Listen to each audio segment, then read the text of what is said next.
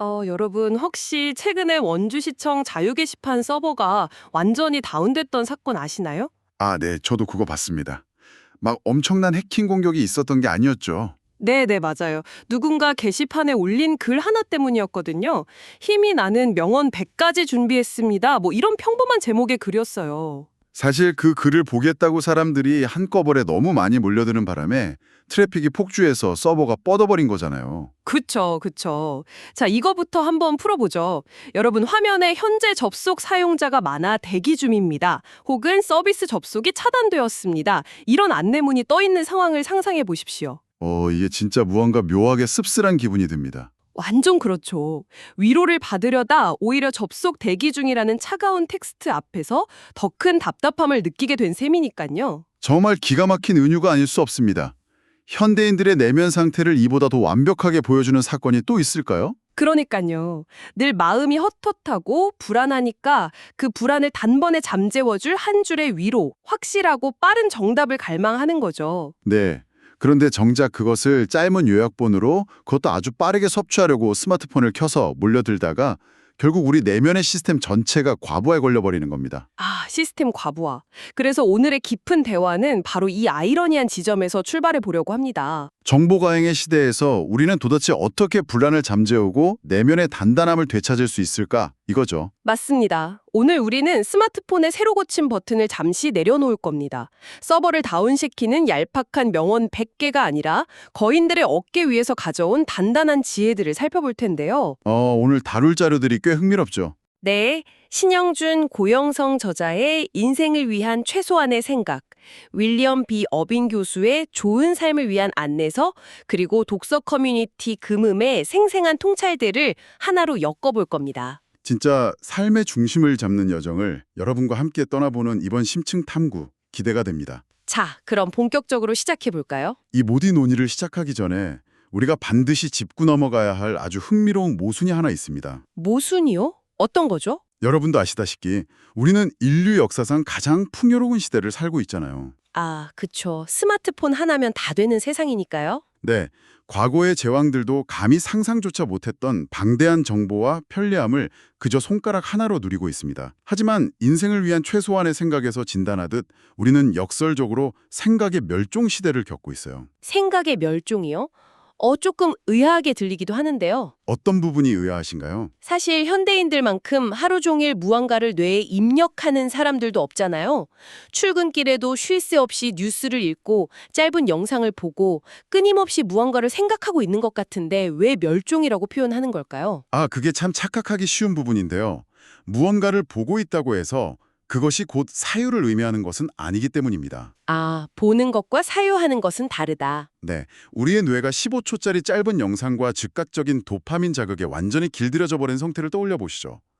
글자를 읽을 줄은 알지만 그 이면에 숨겨진 복잡한 맥락이나 행간의 의미를 스스로 파악하지 못하는 실질적 문맹 상태가 되어버린 겁니다. 실질적 문맹. 뭔가 되게 뼈를 째리는 단어네요. 책에서는 이것을 사유의 힘을 잃어버렸다고 표현합니다. 내 삶에서 어떤 사건이 벌어졌을 때 그것을 스스로 해석하고 의미를 부여할 능력이 사라진 거예요. 아, 그러니까 영화 전체를 보면서 감독의 의도를 깊이 고민하는 게 아니라 누군가 요약해준 10분 만에 결말까지 보는 영화 리뷰만 찾아보는 것과 같은 맥락이군요. 정확합니다. 누군가가 떠먹여주는 해석에만 의존하다 보니 내 삶의 주도권도 잃어버리는 거죠. 스스로 해석할 능력이 없으니 주도권도 없다. 이거 참 무서운 이야기네요. 네, 그러다 보니 이유를 알 수 없는 공허함과 불안이 수시로 찾아오는 겁니다. 행복은 외부의 풍요로운 조건이나 남들이 정해준 정답에서 오는 게 아니라 내면의 마음의 근력에서 오거든요. 마음의 근력이요? 운동을 오랫동안 멈추면 근육이 서서히 빠져나가서 작은 충격에도 뼈가 부러지기 쉽잖아요. 그것처럼 스스로 생각하기를 멈추니 정신의 방어막이 완전히 무너져 내려버린 겁니다. 그렇다면 여기서 당연히 이런 의문이 생깁니다.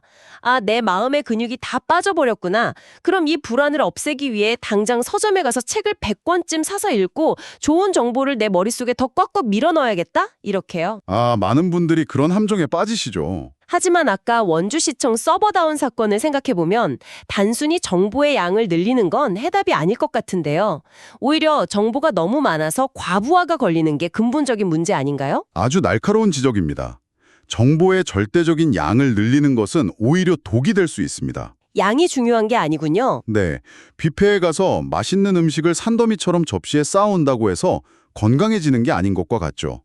핵심은 그 정보를 어떻게 내 것으로 소화시켜서 관통시키느냐에 있습니다. 그 소화 과정, 즉 수많은 텍스트를 나를 관통하는 진짜 무기로 만드는 법에 대해 독서 커뮤니티 금음에서 활동하는 한 유저분이 아주 흥미로운 통찰을 남겨주셨다군요. 아, 네, 저도 그 리뷰를 인상 깊게 봤습니다. 이분의 글을 보면 정말 명언에 집착하는 현대인들에게 던지는 묵직한 구절이 있습니다.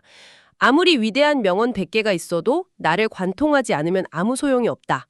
그중 단 3개만 내게 와닿아도 큰 수확이다. 라고요. 이보다 현실적이고 통쾌한 지적이 있을까요? 유명한 철학자나 위인이 기가 막힌 명언을 남겼다고 칩시다. 네네. 하지만 그건 결국 그 당시에 그 사람의 특수한 입장에서 그 상황을 모면하거나 설명하기 위해 뱉은 말일 뿐이거든요. 우리는 그걸 마치 절대적인 진리인 양, 신주딴지 모시듯 맹신하려는 경향이 있어요. 약간 정답을 찾는 것처럼요. 맞아요. 아무리 좋은 말도 내 식대로 해석하고 내 현재 상황에 접목하지 못하면 그냥 죽은 활자에 불과합니다. 특히 인공지능이 몇 초 만에 전 세계의 지식을 요약해주는 시대잖아요. 그쵸. 요즘 AI가 다 해주니까요. 그런 시대에는 단순한 정보 습득은 아무런 경쟁력이 없습니다. 그렇기 때문에 책을 읽으며 나와 결이 맞는 생각들을 골라내고 나라는 사람의 정체성을 선명하게 벼려내는 과정이 어느 때보다 중요해진 겁니다. 그렇다면 그 사유의 근력을 실생활에서 구체적으로 어떻게 키울 수 있을까요? 거창한 우주의 진리나 인생의 목적을 고민하려고 하면 당장 머리부터 아파오는데요. 하하, 우주의 진리까지 갈 필요 전혀 없습니다. 우리가 일상에서 시스템 과부하를 막고 조금씩 생각의 속도를 늦추며 훈련할 방법이 필요할 것 같아요. 사유한다는 것을 너무 무겁게 생각할 필요가 없어요.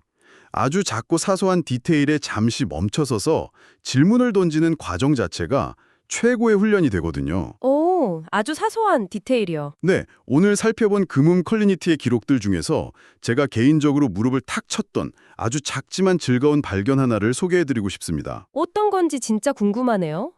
사유의 근력을 키워준 그 작고 사소한 디테일이 대체 무엇이었나요? 바로 한국어 맞춤법에 관한 이야기였는데요. 동물의 수컷을 뜻할 때 보통 접두사로 수를 쓰잖아요. 아, 수사자, 수강아지, 수태지처럼요? 네, 맞습니다. 그런데 우리말 규정에서 딱 3마리의 동물만 예외적으로 숫이라는 글자를 씁니다. 바로 순양, 순염소, 숫쥐입니다. 순양, 순염소, 숫쥐요? 아니 동물의 왕인 호랑이나 곰 같은 맹수들도 다 순데 왜 하필 양, 영소, 쥐한테만 수수를 붙이는 거죠? 특별한 이유라도 있나요? 사실 어원학적으로 여러 가설이 있긴 하지만 여기서 진짜 중요한 건 그 문법적인 이유가 아닙니다. 아, 이유가 중요한 게 아니군요. 네, 이런 사소한 지식을 우연히 발견하고 왜 그러지? 하고 호기심을 느끼고 머릿속에서 혼자 분류해보며 픽 하고 웃는 그 일련의 과정 자체가 중요하다는 겁니다. 와, 진짜 사소한 건데 거기서 멈추는 게 포인트네요. 손가락을 튕기면 1초 만에 쏟아지는 자극적인 영상의 파도에서 잠시 빠져나와서 문장 속에 숨은 작고 소소한 기쁨에 자발적으로 머무르는 것. 이 짧은 멈춤이 바로 정보 과잉 시대에 생각의 근육을 키우는 아주 훌륭한 첫걸음인 셈이죠. 자, 여기서 정말 흥미로운 점은 앞서 언급했던 커뮤니티 유저분이 텍스트를 대하는 태도에 대해 아주 기가 막힌 비유를 들었다는 겁니다. 어떤 비유였죠? 떨어지잖아요. 아, 확실히 그렇죠. 의무감만 남으니까요. 반대로 사랑은 엄청난데 서로에 대한 믿음이 없으면 상처받을까봐 늘 전전긍긍하게 되고요. 그런데 책과 철학을 대할 때도 이와 똑같다는 겁니다. 텍스트와 독자의 관계를 연인 관계처럼 본 거네요. 맞아요. 이 텍스트가 나와 맞을 거다라는 굳건한 믿음과 텍스트 자체에 대한 깊은 사랑이 동시에 존재할 때 우리는 어떤 정보의 홍수 속에서도 흔들리지 않는 천하무적이 된다는 거죠. 정말 아름다운 비유입니다. 그리고 우리가 그렇게 삶의 지혜를 향해 사랑과 믿음을 가지고 다가갈 때 비로소 현대인의 불안과 공허를 치료할 가장 강력한 해독제를 얻게 됩니다. 오, 해독제요? 네, 그 해독제의 구체적인 성분표가 바로 오늘 분석할 윌리엄 B. 어빙 교수의 좋은 삶을 위한 안내서에 담긴 스토아 철학입니다. 스토아 철학이요? 솔직히 말씀드리면 스토아 철학이라는 단어를 들으면 왠지 바늘로 찔러도 피 한 방울 안 나올 것 같은 고대 그리스인들이 떠오릅니다. 피 한 방울 안 나올 것 같다? 아주 흔한 반응이죠. 모든 감정을 억누르고 나는 고통을 느끼지 않는다라며 이 꽉 깨물고 참아내는 금욕주의자들 말이죠. 이게 과연 매일매일 스트레스에 시달리는 우리에게 해독제가 될 수 있을까요? 아주 흔한 오해입니다. 많은 사람들이 스토아 철학을 차가운 돌부처가 되는 법이라고 생각하거든요. 돌부처. 딱 그 느낌이에요. 하지만 어빈 교수는 스토아 철학이 결국 감정을 없애는 무감각 상태가 아니라고 단호하게 선을 긋습니다. 오히려 정반대예요? 정반대라고요? 그럼 감정을 막 분출하는 건가요? 그건 아니고요. 불안, 슬픔, 두려움, 분노 같은 마음의 부정적인 질병들을 적극적으로 몰아내고 그 빈자리를 충만한 기쁨으로 가득 채우기 위한 아주 실용적이고 고도의 심리 기법이라는 겁니다. 아, 감정을 억누르는 게 아니라 부정적인 찌꺼기를 비워내고 기쁨을 채운다. 이거군요. 그렇다면 그 질병을 치료하는 구체적인 기법에는 어떤 것들이 있나요? 당장 오늘 출근길부터 써먹을 수 있는 게 있다면 좋겠는데요. 대표적으로 두 가지 강력한 무기가 있습니다. 첫 번째는 부정적 시각화라는 기법입니다. 부정적 시각화? 이름부터가 뭔가 심상치 않네요. 인간의 뇌는 정말 간사해서 아무리 좋은 것을 얻어도 금세 적응해버리고 지루해하잖아요. 맞아요. 새 스마트폰 사도 일주일이면 무덤덤해지죠. 네, 건강, 가족, 번듯한 직장, 심지어 따뜻한 잠자리조차도 너무 당연하게 여깁니다. 그래서 스토아 철학자들은 내가 지금 누리고 있는 삶의 선물들을 내일 당장 잃어버릴 수도 있다고 의도적으로 상상해보는 훈련을 했습니다. 잠깐만요. 내가 가진 걸 잃어버리는 상상을 하라고요? 아니 그래도 불안한 세상인데 그런 상상을 하면 마음이 더 불안해지고 우울해지지 않나요? 표면적으로는 그렇게 볼 수 있죠. 하지만 핵심은 그 끔찍한 상상에 빠져 허우적대라는 게 아닙니다. 그럼요. 잠시 그 상상을 한 뒤에 현실로 돌아오면 마법 같은 일이 벌어집니다. 예를 들어 아침 출근길에 차가 꽉 막혀서 짜증이 날 때 내일 갑자기 차가 고장나서 이 추운 겨울날 밖에서 1시간 동안 덜덜 떨며 버스를 기다려야 한다면 하고 상상해 보는 겁니다. 상상만 해도 끔찍한데요? 그렇죠. 그리고 눈을 떠보면 여전히 내 차 안은 따뜻하고 라디오에선 음악이 흐르고 있죠. 아, 무슨 느낌인지 알겠어요. 훌륭한 해킹 기술입니다. 아, 잃을까봐 전전긍긍 하는 게 아니라 모든 것이 영원하지 않다는 걸 인정함으로써 바로 지금 이 순간에 온전히 머물게 만드는 거군요. 맞습니다. 정말 놀라운 발상의 전환입니다. 그럼 두 번째 기법은 뭔가요? 고대 철학자 에픽테토스가 주창한 통제의 이분법입니다. 세상의 모든 일을 내가 통제할 수 있는 것과 통제할 수 없는 것으로 철저히 가르는 겁니다. 통제의 이분법. 네, 어빈 교수는 이를 현대인에게 맞게 조금 더 세밀하게 다듬어서 완전히 통제할 수 없는 것, 전혀 통제할 수 없는 것, 그리고 어느 정도 통제할 수 있는 것으로 나누어 설명합니다. 아, 이 부분을 들으니 문득 이런 비유가 떠오르네요. 마치 거친 바다를 항해하는 선원과 같다는 생각이 듭니다. 오, 선한 비유 좋네요. 계속해 보시죠. 폭풍우가 몰아치거나 바람의 방향이 바뀌는 건 선원이 절대 통제할 수 없는 영역이잖아요. 거기에 화를 내봤자 에너지만 낭비될 뿐이죠. 그렇죠. 바람한테 화낼 수는 없으니까요. 하지만 돛의 각도를 어떻게 조절할 것인지, 조타기를 얼마나 꽉 쥐고 버틸 것인지는 온전히 선원의 통제 아래에 있습니다. 스토아 철학자들은 폭풍우가 불어오는 하늘을 원망할 시간에 돛줄을 당기는 자신의 손아귀 힘에만 집중하라는 뜻인가요? 완벽하게 이해하셨습니다. 내 통제 밖에 있는 결과는 담담히 문명에 맡기고 오직 내가 통제할 수 있는 과정과 나의 의지에만 모든 에너지를 쏟아붓는 것이죠. 이론은 너무 멋집니다. 그런데 또 현실주의자로서 제가 한번 딴지를 걸어보겠습니다. 네, 얼마든지요. 인간관계는 다르잖아요. 직장에서 누군가 저를 부당하게 모욕하거나 꽉 막힌 도로에서 누가 갑자기 끼어들면서 창문을 내리고 욕을 한다고 쳐요. 아주 흔하게 일어나는 일이죠. 타인의 행동은 내 통제 밖의 일이니까 그 순간에도 그냥 허허하고 돌부처처럼 참아야 하나요? 속에서는 천불이 나고 모멸감이 드는데 이 통제의 이분법이 무슨 소용인가 싶거든요. 이건 아주 중요한 실전 질문입니다. 고대 스토아 철학자들도 신이 아니라 사람이었기 때문에 우리와 똑같이 타인의 모욕과 억울함을 겪었습니다. 그렇겠죠. 그들도 욱하는 순간이 있었을 테니까요. 그들이 이런 상황에서 감정과 어떻게 거리를 두었는지 구체적인 일화를 보면 큰 힌트를 얻을 수 있어요. 로마의 정치가 카토의 일화가 유명한데요. 카토요? 네, 그가 재판을 하던 중에 상대편이 앙심을 품고 카토의 얼굴에 정통으로 침을 뱉은 적이 있습니다. 와, 얼굴에 침을요? 그건 정말 참기 힘든 모욕인데요. 멱살을 잡아도 모자랄 판 아닌가요? 보통 사람 같으면 당장 멱살을 잡았겠죠. 하지만 카토는 화를 내며 달려드는 대신 조용히 얼굴을 닫고는 이렇게 말했습니다. 당신이 입을 못 놀린다고 하는 자들은 완전히 틀렸군이라고요. 네. 침을 맞고 농담을 던진 건가요? 맞습니다. 아주 우아하게 받아친 거죠. 소크라테스의 일화도 기가 막힙니다. 소크라테스는 어땠나요? 길을 가다 누군가에게 느닷없이 따귀를 맞았는데 화를 내기는커녕 주변 사람들에게 외출할 때 투구를 쓰고 나와야 하다니 참 성가신 일이군 하고 가볍게 넘겨버렸죠. 와, 진짜 멘탈이 우주 최강이네요. 보통 사람으로서는 상상하기도 힘든 반응입니다. 여기서 오해하면 안 되는 것이 이들의 반응은 그냥 바보처럼 꾹 참고 속으로 사귀는 게 아닙니다. 아, 억지로 참는 게 아니군요. 네, 상대방의 수준 낮은 모욕이 내 내면의 평화를 깨뜨릴 가치조차 없다고 스스로 선언해버리는 고도의 심리적 방어입니다. 앞서 우리가 살펴본 커뮤니티의 유저분도 정확히 같은 맥락의 통찰을 남기셨죠. 아, 어떤 통찰이었죠? 존중할 수 없는 사람과의 논쟁에서는 이길 수도 배울 수도 없다. 무관심이 답이다. 라는 통찰이요. 아, 그 문장 진짜 명문이네요. 무관심이 답이다. 타인이 좁은 시야로 나를 깎아내려 할 때 거기에 분노와 해명으로 대응하는 순간 내 감정의 리모컨을 상대에게 쥐어주는 꼴이 됩니다. 태어난 무관심이야말로 내가 나를 지키는 가장 강력한 통제권의 행사인 것이죠. 타인에게 내 감정의 통제권을 넘겨주지 않는 무관심. 이거야말로 내면을 방어하는 최고의 기술이군요. 그렇다면 공격과 방어를 넘어 내 삶을 긍정적으로 구축하고 진짜 빡찬 인생을 살기 위해서는 우리는 어디에 집중해야 할까요? 다시 우리가 분석한 자료들의 통찰로 돌아가 보겠습니다.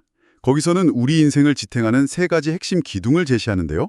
세 가지 기둥이요. 하나씩 짚어주시죠. 첫 번째는 모든 것의 든든한 기반인 건강입니다.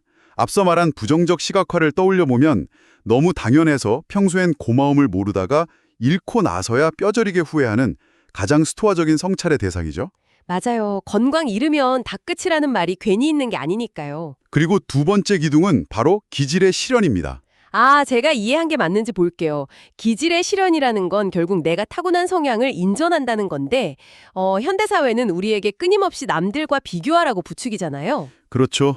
인스타그램만 켜도 바로 비교가 시작되죠. 소셜미디어에서 보여지는 완벽하고 무난한 삶, 남들이 부러워할 만한 기준에 나를 억지로 끼워 맞추려다 보니 불안해지는 거고요. 그렇다면 내 본래 기질을 실현한다는 건 그런 외부의 통제를 끊어내고 내 안의 목소리에 집중한다는 뜻일까요? 완벽한 해석입니다. 세상에 정해놓은 평범함의 기준에 억지로 나를 깎아서 맞추려 하지 말고 자기가 원래 타고난 생겨먹은 대로 그 기질을 세상에 구현하며 살라는 겁니다. 생겨먹은 대로 산다. 참 쉽지 않지만 꼭 필요한 태도네요.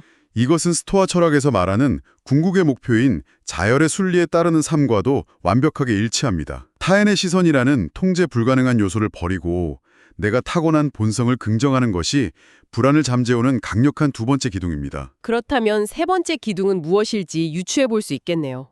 건강이라는 튼튼한 기반 위에서 나의 기질이라는 자동차를 타고 달리려면 자동차가 나아갈 목적지가 필요하잖아요. 혹시 꿈이나 방향성에 관한 것인가요? 빙고!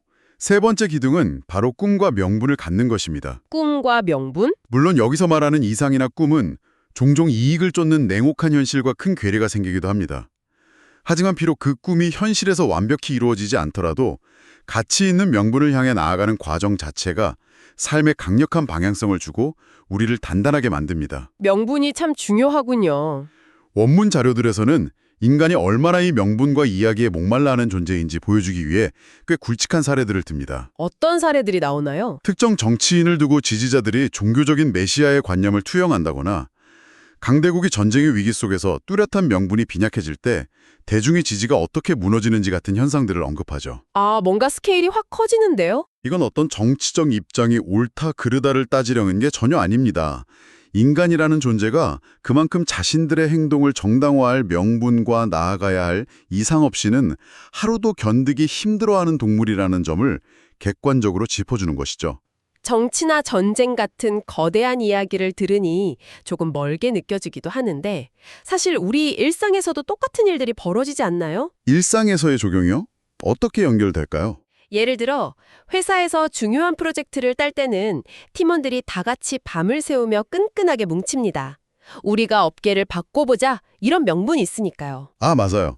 그때는 진짜 전우회가 불타오르죠? 그런데 막상 프로젝트가 성공하고 성과급을 나눌 때가 되면 서로 자기가 더 고생했다며 헐뜯고 싸우기 시작하잖아요.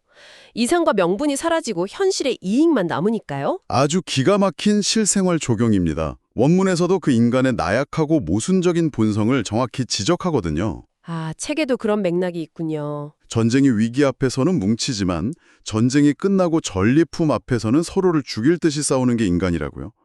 남의 고통을 불쌍히 여기는 연민은 쉽지만 남의 성공과 기쁨을 진심으로 함께 축하해주기는 정말 어렵다는 씁쓸한 현실 말이죠. 씁쓸하지만 반박할 수 없는 팩트네요. 하지만 전문가의 시선에서 덧붙이자면 이러한 인간의 흠결을 직시하는 것이 오히려 우리를 구원합니다. 타인에게 완벽한 도덕성을 기대하지 않게 되니 인간관계에서 오는 불필요한 상처와 배신감으로부터 훨씬 자유로워질 수 있거든요. 그렇군요. 결국 타인에 대한 헛된 환상을 버리고 내가 통제할 수 있는 일상의 실천에 집중하라는 뜻으로 들립니다. 자, 그렇다면 이 깊은 대화가 단순히 좋은 이야기 들었다로 끝나지 않으려면 이 모든 철학과 사유를 당장 내일 우리의 현실에 어떻게 적용해야 할까요? 사유는 결국 행동으로 옮겨질 때 비로소 완성되고 내 삶의 일부가 됩니다. 내가 통제할 수 없는 세상의 불확실성이나 남들의 평가를 두려워하면서도 오늘 당장 내가 할 수 있는 작은 일에 선을 뻗는 용기가 필요하죠. 작은 일에 선을 뻗는 용기. 네, 어색해진 동료에게 통제의 이분법을 떠올리며 결과에 연연하지 않고 먼저 건네는 따뜻한 인사 한마디. 이런 구체적이고 사소한 실천들이 쌓여서 우리 삶의 궤도를 서서히 그러나 확실하게 바꿔놓는 것입니다. 자, 오늘 우리가 나눈 이 깊은 탐구의 시간들을 싹 모아서 정리해 보겠습니다. 여러분, 우리는 지금 역설적이게도 정보의 홍수 속에서 생각의 빈곤을 겪고 있습니다. 불안한 마음을 잠재우기 위해 원주시청 서버를 다운시켰던 사람들처럼 100개의 요약된 명언을 찾으며 끊임없이 화면을 새로 고침하고 계시진 않나요? 새로 고친 버튼에 손이 가는 분들 많으실 겁니다. 이제는 과감히 그 화면을 끄고 조용히 책을 펼쳐 스스로 사유의 근육을 키워야 할 때입니다. 수많은 텍스트 중에서 나를 관통하는 단 3개의 문장을 찾아내고 내가 통제할 수 없는 비바람을 원망하는 대신 돛줄을 단단히 쥐는 일에 에너지를 집중하며 세상의 기준이 아닌 나의 본래 기질대로 뚜벅뚜벅 걸어갈 때 비로소 우리는 잃어버렸던 내면의 평화와 단단한 행복을 마주하게 될 것입니다. 마지막으로 이 방송을 듣고 계신 여러분 스스로 깊게 고민해 보셨으면 하는 화두를 하나 던지며 마무리하고 싶습니다. 네, 어떤 화두인가요? 스토아 철학의 핵심이 내가 통제할 수 있는 것에 오롯이 집중하는 것이라고 거듭 강조했죠. 그렇다면 오늘날 우리의 주의력을 끊임없이 빼앗아가기 위해 혈안이 되어 있는 스마트폰 알고리즘의 세상 속에서 폰을 끄고 조용히 종이책의 세계로 침잠하는 행위야말로 현대인이 할 수 있는 가장 고차원적이고 강력한 스토아적 반항이 아닐까요? 와, 스토어적 반항. 오는 하루 여러분의 시선과 시간을 통제하는 주체는 여러분 자신입니까? 아니면 손안에 들린 작은 기계입니까? 정말 묵직하게 다가오는 질문입니다.